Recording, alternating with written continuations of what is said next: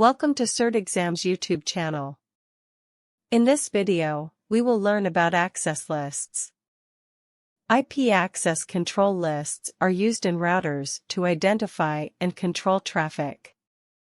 They are a sequential list of permit and deny conditions that apply to IP addresses or upper layer protocols. Access lists are primarily used for two purposes. 1. Controlling traffic through a router, and 2. Controlling VTY access to a router's VTY ports.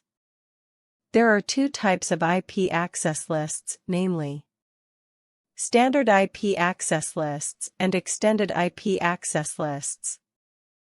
An important point to note is that ACL does not take effect until it is expressly applied to an interface with the IP access group command.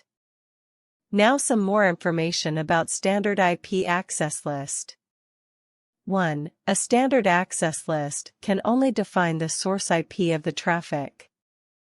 2. They have the format, access list, number, permit or deny, source address.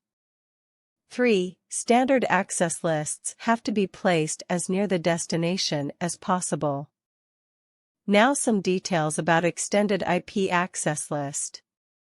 An extended IP access list can define the source and destination IP address of traffic, along with source and destination port numbers.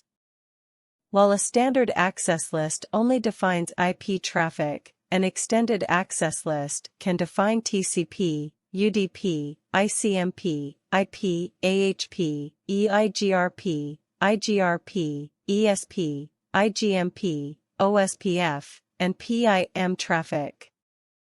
They have the format, access list, number, permit or deny, protocol, source, destination, port.